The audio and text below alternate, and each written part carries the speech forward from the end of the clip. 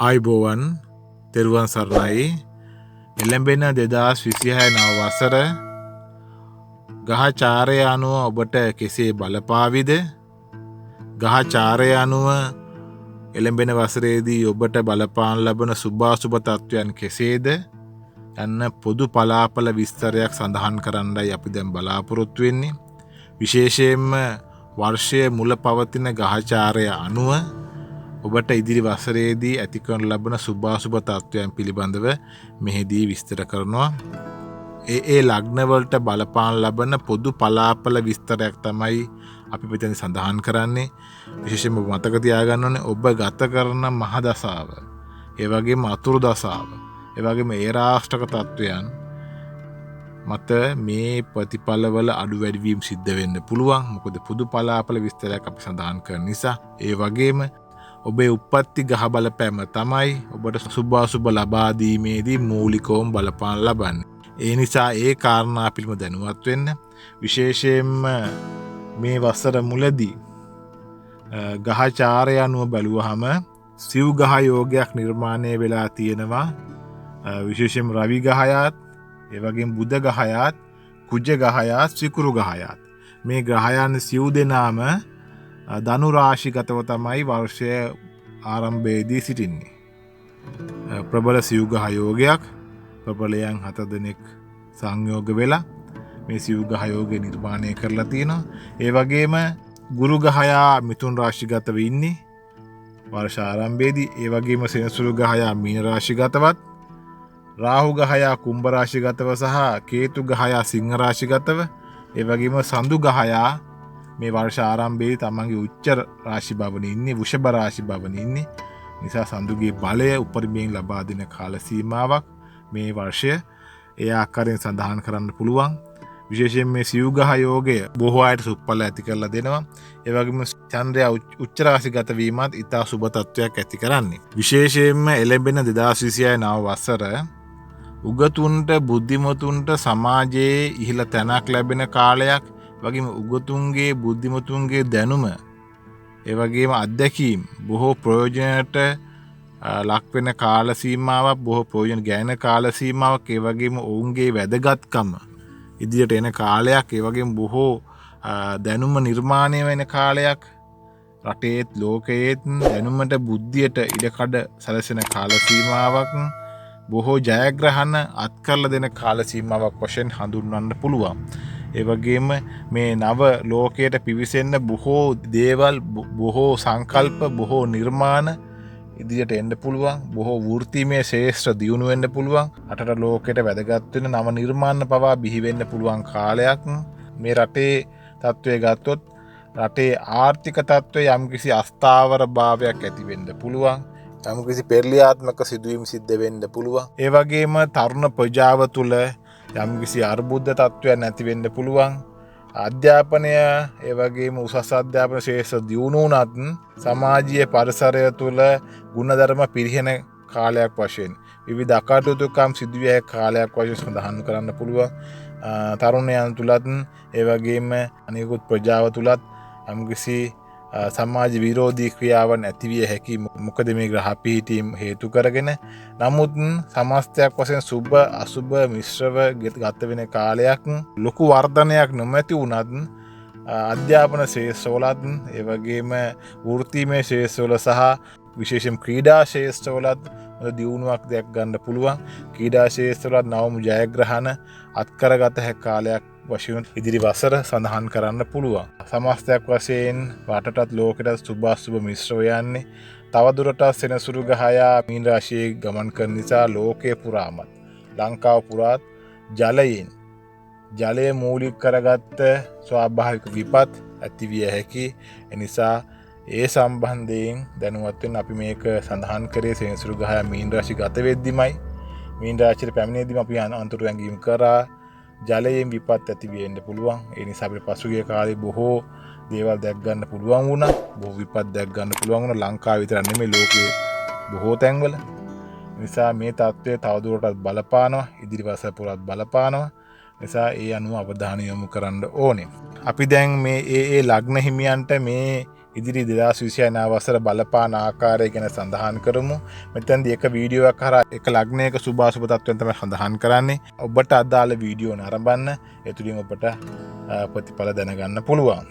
අපි දැන් කතා කරන්නේ සිංහ ලග්න හිමියන්ට එළඹෙන 2029 වසර ග්‍රහචාරය අනුව සුභාසුභ තත්ත්වයන් බලපාන ආකාරය පිළිබඳව.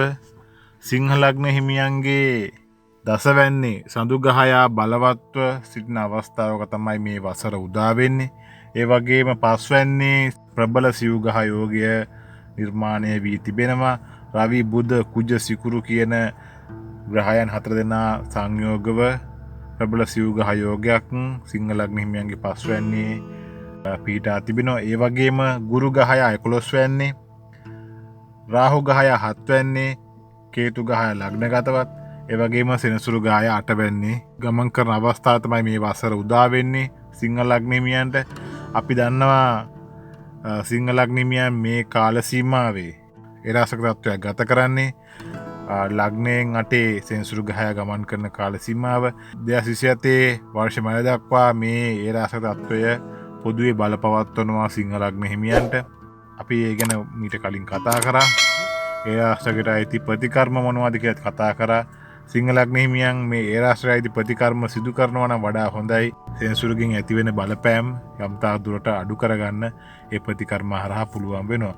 ඒ වගේම මේ ග්‍රහචාරය හේතු කරගෙන සිංහ ලග්න හිමියන්ට බොහෝ සුප්පලත් වෙන විශේෂයෙන්ම සඳු ග්‍රහයා 10 වැන්නේ බලවත් වීම සිංහ ලග්නෙ වෙන බොහෝ සුබ තත්වයක් නිර්මාණය කළ දෙන. මොකද 10 වැන්නේ කර්මස්ථානය, තමන්ගේ රැකියාව, වෙළඳ ව්‍යාපාර කටයුතු, ආදායම් මාර්ග ගැන කියන ස්ථානයේ ඒ 10 වැන්නේ ග්‍රහය කුච්ච බලයෙන් යුක්තව ඉන්න වෙලාවකදී වර්ෂය ආරම්භ වෙන නිසා මේ ඉදිරි වසරේදී සිංහ ලග්න හිමියන්ට තමන්ගේ රැකියාව, වෙළඳ ව්‍යාපාර කටයුතු සාර්ථක කරගන්න හැකියාවක් ලැබෙනවා. ඒ වගේම තමන්ට හොඳ රැකියා අවස්ථාවල් උදා වෙනවා.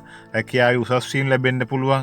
ඒ වගේම තමන් බලාපොරොත්තු වුණු රැකියාවට තමන්ට යොමු වීමට හැකියාවක් ලැබෙනවා මේ කාල සීමාවේ. ඒ වගේම රැකියාවේ තමන්ගේ වැටුප් වැඩිවීම වෙන්න පුළුවන්. ඒ වගේම තමන්ගේ තනතුරු උසස් වීම වෙන්න පුළුවන්. ඒ වගේම තමන් අපේක්ෂාවෙන් හිටන් තමන්ට ඉහළ රැකියාවක් අන්න මේ කාල සීමාවේ ඒ තත්ත්වය උදා කළ දෙන. විශේෂයෙන්ම සඳු ග්‍රහයා බලවත්ව ඉන්න කාලය තමන්ට සුභවාදීව වෙනස්කමක් වෙන්න පුළුවන් රැකියාවේ, ඒ වගේම වෙළඳ ව්‍යාපාර කටයුතු වල. වෙළඳ ව්‍යාපාර කටයුතු වල නියැලලා හිටපු සිංහ ලග්න හිමියන්ට තමන්ගේ වෙළඳ ව්‍යාපාර කටයුතු පුළුල් කරගන්න අවස්ථාවක් ලැබෙනවා. ඒවා වර්ධනය කරගන්න, දියුණු කරගන්න අවස්ථාවක් ලැබෙනවා. ඒ වගේ නව ව්‍යාපාරික අවස්ථාවන් මේ සිංහ ලග්න හිමියන්ට යොමු කරලා දෙනවා තමන්ට ඒ කටයුතු වල යොමු වෙන්න. ඒ වගේ මේවා සාර්ථක භාවයට පත් කරගන්නත් හැකියාවක් ලැබෙනවා. ඒ නිසා මේ වසර සිංහ ලග්න හිමියන්ට ඒ අතින් සුබදායකයි. තමන්ගේ රැකියාව, වෙළඳ ව්‍යාපාර කටයුතු, අනෙකුත් ආදායම් මාර්ග සාර්ථක වෙන වසරක්. ඒ වගේම ගුරු ග්‍රහය 11 වෙන්නේ තමන්ගේ රැකියාව දියුණු වෙලා, තමන්ගේ ව්‍යාපාර වෙළඳාම් දියුණු වෙලා, තමන්ගේ කටයුතු සාර්ථක වෙද්දී තමන්ගේ ආදායම තමන්ට හොඳ වෙනවා, තමන්ට ප්‍රතිලාභ හොඳින් ලැබෙනවා, තමන්ට ලාභ වැඩියෙන් අත් වෙනවා, තමන්ට ධනය අතින් හිතකර තත්ත්වයක් ගොඩ නැගෙනවා. මොකද ගුරු ග්‍රහය 11 වෙන්නේ අයස්ථානයේ ඉන්න වෙලාවක තමයි මේ වර්ෂ උදා වෙන්නේ සිංහ ලග්න හිමියන්ට. ඒ අතින් තා සුබදායක කාල සීමාවක්. ඒ වගේම රවි බුධ කුජ සිකුරු සිව් ග්‍රහ යෝගයේ පස්වැන්නේ නිර්මාණය වීම හරහා අධ්‍යාපන ශේෂ්ත්‍රවල, කලා ශේෂ්ත්‍රවල, ඒ වගේම වෘත්තීමය අංශවල, ශාස්ත්‍රීය ශේෂ්ත්‍රවල නියුතු වෙලා හිටපු සිංහ ලග්න හිමියන්ට ඉතාම සුබ කාලයක්. විශේෂයෙන්ම අධ්‍යාපන කටයුතු තමන්ගේ සාර්ථක භාවයට පත් කරගන්න පුළුවන්. අධ්‍යාපන කටයුතු වල විශාල ජයග්‍රහණ අත් කරගන්න පුළුවන්. සුවිශේෂී කඩයිම් පසු කරන්න හැකියාවක් ලැබෙනවා මේ කාල සීමාවේ සිංහ ලග්න හිමියන්ට. ඒ වගේම තමන්ට උසස් අධ්‍යාපන කටයුතු වලට යොමු වෙන්න, විදේශ අධ්‍යාපනයට යොමු වෙන්න අවස්ථාවන් සැලසෙනවා මේ කාල සීමාවේ සිංහ ලග්න හිමියන්ට. ඒ වගේම ශාස්ත්‍රීය ශේෂ්ත්‍රවල, කලා ශේෂ්ත්‍රවල නියුතු වෙලා හිටපු සිංහ ලග්න හිමියන්ට තමන්ගේ ප්‍රසිද්ධිය, කීර්තිය වර්ධනය වෙන කාලයක්, තමන්ට සුවිශේෂී ජයග්‍රහණ හිමි වෙන කාලයක්, තමන්ට සුවිශේෂී කඩයිම් වලට ළඟා වෙන්න පුළුවන් කාල සීමාවක් වෙනවා මේ ඉදිරි කාලය. මොකද තා සුබවාදී වාතාවරණයක් නිර්මාණය වෙලා තියෙනවා මේ සිව් ග්‍රහ යෝගය හරහා. ඒ වගේම වෘත්තීමය ශේෂ්ත්‍රවල හිටපු සිංහ ලග්න හිමියන්ටත් මේ කාල සීමාවේ තමන්ගේ වෘත්තීමය ශේෂ්ත්‍ර දියුණු වෙනවා. වෘත්තීමය ශේෂ්ත්‍ර වලින් හොඳ ප්‍රතිලාභ ලැබෙනවා. තමන්ගේ තත්ත්වය උසස් වෙනවා. තමන්ගේ සිද්ධිය, කීර්තිය වර්ධනය වෙන කාල සීමාවක් වශයෙන් හඳුන්වන්න පුළුවන් ඉදිරි වසර සිංහ ලග්න හිමියන්ට. ඒ වගේම ක්‍රීඩා ශේෂ්ත්‍ර වල හිටපු සිංහ ලග්න හිමියන්ට ඉතා වටිනා කාලයක්. තමන්ට ඉදිරියට යන්න පුළුවන්. තමන්ගේ ශේෂ්ත්‍රය දියුණු වෙන කාලයක්. තමන්ට හොඳ ජයග්‍රහණ හිමිවෙන කාලයක්, ඒවගේම තමන්ට හොඳ ප්‍රසිද්ධියක් කීර්තියක් හිමිවෙන කාලයක් වශයෙන් හඳුන්වන්න පුළුවන් මේ ඉදිරි වසර සිංහල ලග්නයට. ඒවගේම හිතවතුන්ගේ ආධාරෝපකාර ලැබෙන කාලයක්, ඉහළ අයගේ ආධාරෝපකාර අනුබල ලැබෙන කාලයක්, තමන්ගේ දියුණුවට වර්ධනයට හේතු වෙන කටයුතු යෙදෙන කාලයක් වශයෙන් හඳුන්වන්න පුළුවන් සිංහල ලග්නයට මේ ඉදිරි වසර මේ ගහ පිහිටින් අනුව. ඒ වගේම සිංහල ලග්නය මේ කාරණා සම්බන්ධයෙන් අවධානය යොමු කරන්න. විශේෂයෙන්ම 7 වෙනි රාහු ගහය ඉන්නේ. තමන්ට තමන්ගේ ගෙදරදොර කටයුතු වෙනුවෙන් වැඩි අවධානයක් යොමු කරන්න වෙයි. තමන්ගේ පෞල් ජීවිතය, තමන්ගේ පවුලේ සමාජිකයන් අතර සුවදත්වය වර්ධනය කරගෙන ඒ සඳහා වැඩි කාලයක් යොමු කරලා පවුලේ සතුට සාමය ගොඩනැගෙන පරිදි වැඩ කටයුතු කරන්න. ඒ වගේම සෙනසුරු ගහ 8 වෙනි ගමන් කරන කාල සීමාව නිසා තමන්ගේ කායික මානසික සුවය වෙනුවෙන් වැඩි අවධානයක් යොමු කරන සිංහල ලග්නයන් කායික මානසික තත්ත්වය යම්තා දුරකට දුර්වලීමේ හැකියාවක් තියෙනවා. මොකද ඒ රාශිය යන නිසා ඔබ ඒ ආශ්‍රිත ප්‍රතිකර්ම කරන නිසා ඒ තත්ත්වය යම් අඩුවක් තියෙන්න පුළුවන්. සමස්තයක් වශයෙන් සුප්පල වැඩි උරුම කරලා දෙන කාලයක් ඒ රාශියක් ගත වුණා සිංහල ලග්නයන්ට. ඒ සුබවාදීව කටයුතු කරන්න, සුබවාදීව කටයුතු වලට යොමු වෙන්න, තමන්ගේ හිතට හොඳ ජවයක් අරගෙන හොඳ කැපවීමකින් උත්සාහයකින් උනන්දුවකින් වැඩ කටයුතු කරන්න ඔබට මේ වසර හොඳ ජයග්‍රහණයකින් අවසන් කරන්න හැකියාවක් ලැබේ. එළඹෙන 2029 වසර ඔබට බොහෝ සුබ වසරක් වේවා යයි ප්‍රාර්ථනා කරනවා. ඒ අනුව තමයි මේ ලග්නයට අදාළ ප්‍රතිඵල වෙන්නේ. ඔබ යනු මතක තියාගන්න අපි මෙතන සඳහන් කරේ පොදු පලාපල විස්තරයක්. ඒ පලාපල තත්ත්වයන් ඔබගේ දසානුදසා ඒ රාෂ්ට්‍රක තත්ත්වයන් මතත් උප්පත්ති ගහ බලය මතත් අඩු වැඩි වීම සිද්ධ වෙන්න පුළුවන්. ඒ අනුව වටහා ගන්න. අපි නැවතත් ගහචාරයේ පිළිවෙල වැඩසටහනින් හමු වෙනවා. එතෙක් අපා රැඳී සිටින්න ඔබට තෙරුවන් සරණයි. බොහොම ස්තුතියි.